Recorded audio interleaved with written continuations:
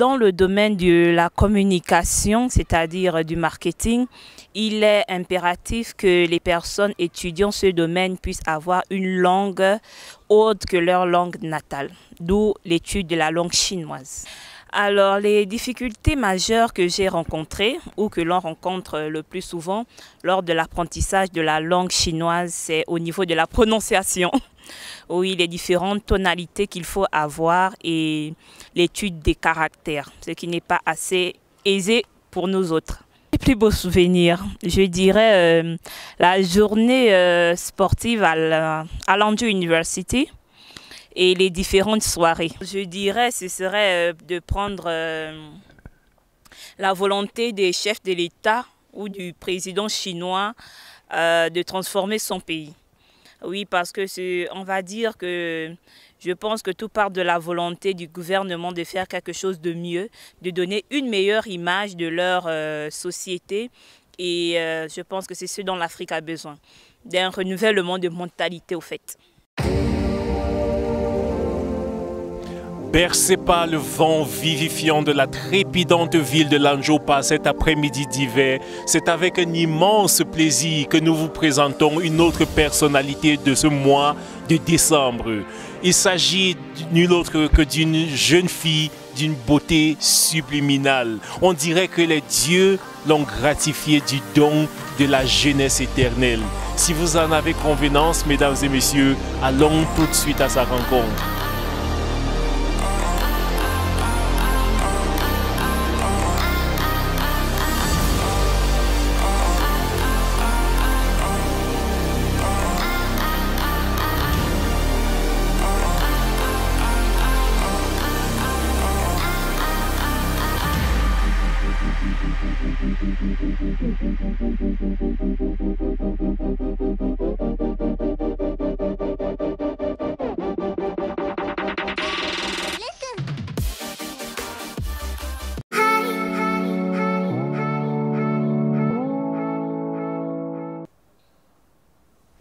Mesdames et messieurs, bonsoir et bienvenue sur le plateau de l'émission Personnalité du mois de l'AL ou encore de Lhassa.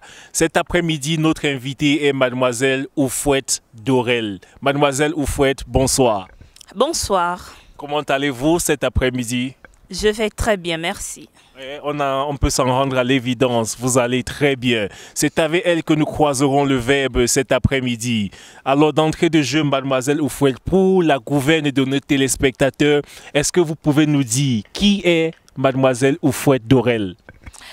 Alors, Mademoiselle Oufouette Dorel est une jeune Gabonaise diplômée qui détient un BTS en management des unités commerciales et une licence en commerce et marketing international. Et ça fait 1 an et demi que j'étudie la langue chinoise à Sajin Dasue. Alors on a du mal à se retrouver. Vous avez parlé de BTS en commerce international et là vous parlez de langue chinoise. Comment réconciliez-vous ces deux formations qui sont apparemment diverses? Dans le domaine de la communication, c'est-à-dire du marketing, il est impératif que les personnes étudiant ce domaine puissent avoir une langue autre que leur langue natale, d'où l'étude de la langue chinoise. Ah, c'est donc une formation parallèle qui entre dans le même cadre de votre formation générale. Effectivement, c'est un atout majeur. Alors, vous êtes bien installé. Alors, c'est très bien parce que nous entamons sur ce pas la première partie de cette émission. Alors, nous voulons vous poser cette question, Mademoiselle Oufouette Dorel. Quelles sont les difficultés? Vous nous avez dit tout à l'heure, vous étudiez la langue chinoise. Pour une qui est originaire de l'Afrique francophone, quelles sont les difficultés liées à l'apprentissage de la langue chinoise? Est-ce que vous pouvez les partager avec nous? Alors, les difficultés majeures que j'ai rencontrées ou que l'on rencontre le plus souvent lors de l'apprentissage de la langue chinoise, c'est au niveau de la prononciation. Oui, les différentes tonalités qu'il faut avoir et l'étude des caractères, ce qui n'est pas assez aisé pour nous autres. Alors c'est donc un véritable challenge pour quelqu'un d'originaire de l'Afrique ou alors d'un background éducatif où on utilise l'alphabet, le système alphabet, les lettres, les 26 lettres de l'alphabet. C'est un véritable challenge que d'étudier une langue avec un système d'écriture complètement différent. Effectivement, c'est un grand challenge pour les non-chinois parce que ça n'a rien à voir avec l'alphabet normal que la plupart du monde entier utilise au quotidien. Alors, mademoiselle Dorel, quels sont les conseils que vous pouvez prodiguer à ces Africains-là qui sont en Afrique, mais qui hésitent, qui ne veulent pas venir ici en Chine faire des études, justement parce que ce problème est un problème réel. Ils sont effrayés par la difficulté de la barrière de la langue. Nous savons d'ailleurs que le mandarin, selon certaines études des experts, des linguistes, est l'une des langues les plus difficiles au monde. Qu'est-ce que vous dites à ces jeunes Africains qui hésitent encore à venir en Chine faire les études à cause de la difficulté que représente cette langue? Alors, comme conseil pour ceux qui hésitent, eh bien, je pense que Confucius est déjà installé dans la plupart de certains pays africains. Donc, pour ceux qui hésitent, ils peuvent d'abord débuter par Confucius et après venir en Chine. Ils auront moins de difficultés que nous autres qui sommes directement venus et découvrir ce que c'est les caractères chinois. Ah, merci pour ces conseils. Donc, vous demandez qu'ils aillent dans les instituts Confucius de leurs différents pays pour acquérir une bonne base avant de venir ici ensuite pour faire leurs études. Alors, à quel niveau, sur une échelle de 1 à 10, à quel niveau situez-vous vos compétences linguistiques en mandarin? On va pas être prétentieux, on va dire 6. Mettons 6. 6, mais je trouve que ça, c'est déjà un exploit, c'est formidable. Vous êtes d'ailleurs à féliciter. C'est très bien d'ailleurs. Alors, mademoiselle Darel, merci pour ces questions. Nous vous retrouvons pour la deuxième partie de l'émission dans quelques minutes. Bonjour, je suis Abdou Salam Diallo, membre de l'association des étudiants africains à Landio. Je représente l'université Landio Saïdine University au sein de l'association. On est là aujourd'hui au compte de la personnalité du mois organisée par cette même organisation. Donc je profite de cette occasion pour appeler tous mes frères africains de la Chine et tout particulièrement de Landio à venir assister à cette organisation. Bien que dernièrement on n'arrive pas à faire beaucoup d'événements, mais on peut s'entraider parce que le but de l'organisation c'est déjà l'entraide entre nous. L'entraide peut être sociale et surtout académique parce que ici on est dans un pays étranger, on a besoin de beaucoup de choses qu'on ne connaissait pas chez nous. Donc on peut prendre d'inspiration auprès des anciens qui sont ici. Ils peuvent nous motiver, et ils peuvent nous inspirer, ils peuvent nous indiquer la direction qu'il faut suivre pour pouvoir réussir ici. Et j'encourage tout le monde vraiment à venir participer et adhérer à cette organisation. Je vous remercie. Mesdames et messieurs, bienvenue sur cette deuxième partie de l'émission Personnalité du mois de l'AL. Nous sommes toujours en compagnie de notre invitée, mademoiselle Dorel Oufouette. Vous pouvez vous rendre à l'évidence, elle est d'une beauté subliminale. Mademoiselle Dorel, est-ce que vous allez toujours bien? Oui, ça va, merci beaucoup. Alors, mademoiselle Dorel, parlons maintenant de votre rapport avec l'association LAEL, ou encore plus connue sous son nom, sous son acronyme anglais LASA. Pouvez-vous nous dire depuis combien de temps vous êtes membre de cette association? Alors, je vais dire depuis mon arrivée, c'est-à-dire en 2019, LASA m'a été présentée par notre ancien président Ibrahim Fadje. Donc, je vais dire 1 an. 1 an et demi. Depuis 1 an, vous êtes membre de cette association. Alors, pouvez-vous nous dire quelles ont été vos motivations? Il y en a qui adhèrent à des associations et puis 2 mois après, ils claquent la porte. Mais depuis 2019, nous sommes déjà en fin 2020 et vous y êtes toujours. Alors, quelles sont vos motivations? Qu'est-ce qui vous donne ce courage d'être toujours membre de cette association? Et cela vous a d'ailleurs valu une promotion de votre président, M. Abdou Salam, qui vous a désigné comme la personne idéale pour cette émission. Qu'est-ce qui vous donne le courage? Qu'est-ce qui vous motive à rester membre de cette association? Alors, la vie associative, je l'ai découverte depuis mon pays d'origine, le Gabon. Donc, en venant ici, c'était juste un plaisir d'en faire encore partie dans une autre association. Alors, mes motivations partent du fait que l'ASA m'a été présentée sous son meilleur jour, parce que je suis arrivée lors du mandat de M. Boires. Monsieur Boeres Nax. Voilà, effectivement. Donc, vu les différentes activités qui ont été effectuées lors de son mandat, je ne pouvais que adhérer et rester. Donc, pour l'instant, tout va bien. On continue le petit chemin ensemble. Ah, ça fait plaisir d'entendre cela. Et dans les recherches préliminaires que nous avons menées, nous avons appris que vous êtes la déléguée des étudiants gabonais de la ville de Landio. Alors pourquoi est-ce que de prime abord, pouvez-vous nous dire, est-ce difficile de gouverner des étudiants de la même tranche d'âge que soi? Oui, bon, j'étais déléguée de l'année dernière. Lorsque il y a eu un nouveau président. Donc, pour l'instant, nous sommes en attente d'un nouveau délégué. Mais bon, je fais office de délégué pour l'instant. Oui, c'est assez difficile de gérer les différentes humeurs de tout un chacun.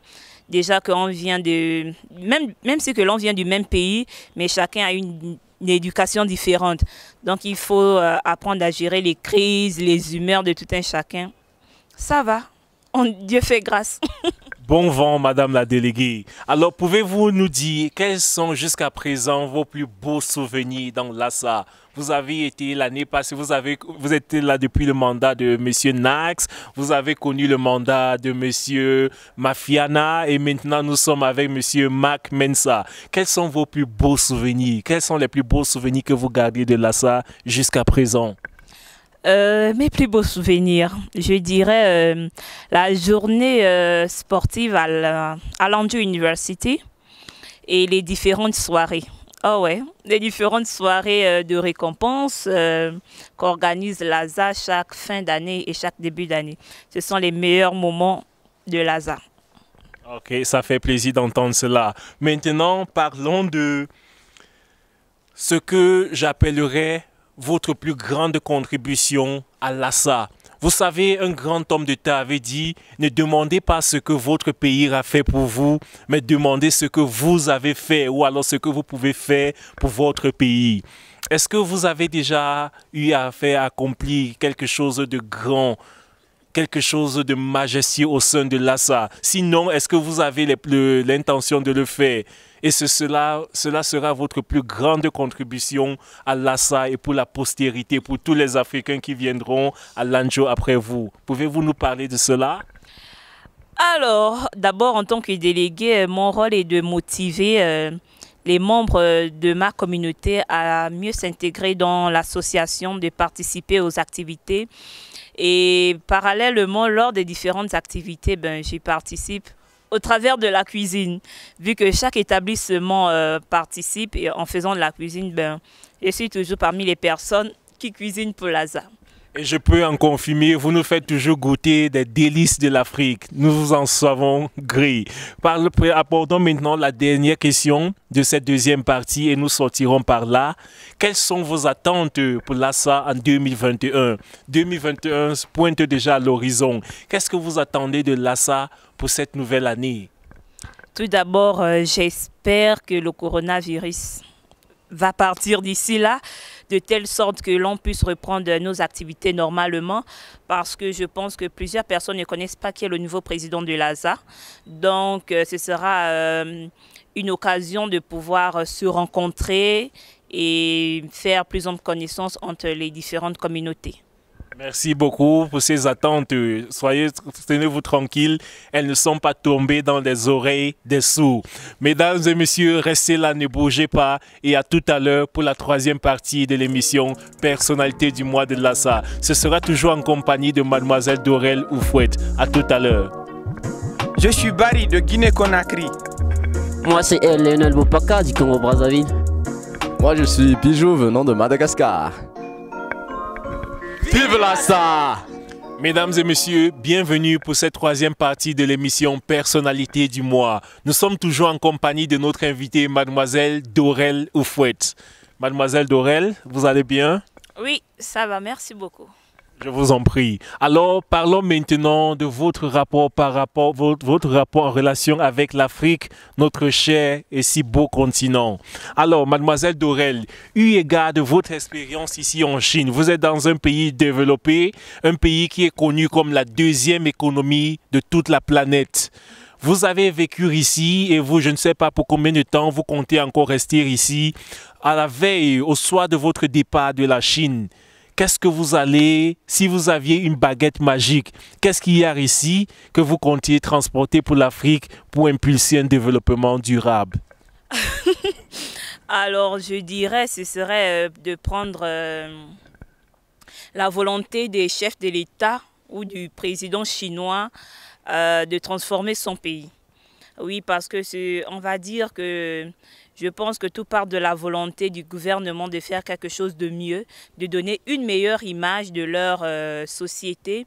Et je pense que c'est ce dont l'Afrique a besoin, d'un renouvellement de mentalité au fait. Et sur le plan éducatif, qu'est-ce que vous pensez que les étudiants chinois que vous côtoyez au quotidien, qu'est-ce que vous pensez qu'ils ont de particulier qui manquerait à l'Afrique? Alors, je dirais peut-être l'assiduité et la volonté manifeste de réussir. On ne va pas dire que c'est ce qui manque en Afrique, mais peut-être les meilleures conditions pousseraient aux étudiants africains à mieux se donner. Oh, les meilleures conditions d'études pousseraient des étudiants africains à mieux se donner à fond, avoir un plus bon rendement. Oui, oui, oui, effectivement. D'accord. Alors parlons maintenant de la jeunesse africaine qui se trouve dans la ville de Lanzhou. Lorsque vous regardez le mode de vie, le mode de fonctionnement des jeunes gens, vous et moi ici dans la ville de Lanzhou, est-ce que vous êtes optimiste ou alors cela vous donne des sueurs froides quant à l'avenir de l'Afrique, puisque nous savons tous que la jeunesse est le fer de lance de tout un pays. L'avenir, le devenir de chaque pays sera déterminé par la qualité de sa jeunesse. Lorsque vous regardez les jeunes de la ville, les jeunes Africains dans la ville de Lanzhou, le mode de vie qu'ils mènent, le genre d'activité qu'ils mènent, ce qui les passionne. Est-ce que vous avez l'impression que ces jeunes-là qui rentreront et prendront la relève en Afrique, est-ce que vous avez l'impression qu'avec ces jeunes-ci, l'Afrique sera meilleure que ce qu'elle est actuellement?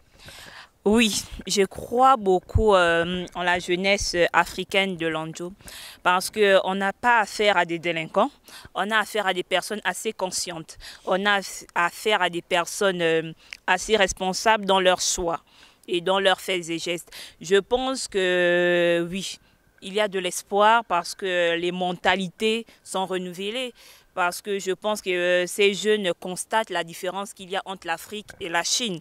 Et donc, je pense qu'il y a de l'espoir. Il y a de l'espoir, on peut rêver. Ah, vous êtes plutôt optimiste. Ben, ça fait bien d'entendre ça. Alors, est-ce que vous pouvez nous donner des exemples concrets? Y a-t-il des jeunes Africains dans Lanzhou qui ont mené, qui ont accompli des exploits ou qui ont reçu des prix, qui ont fait des choses remarquables? Est-ce que vous avez un ou deux exemples que vous pouvez citer? Certains diront que parce que c'est l'un de mes amis proches, mais je prendrai Fadje.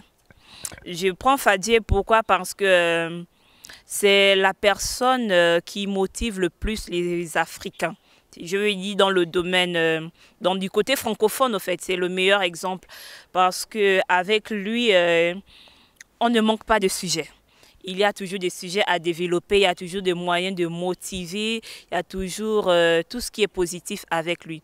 Donc, je pense qu'il est le jeune Africain francophone, bien sûr, le plus exemplaire.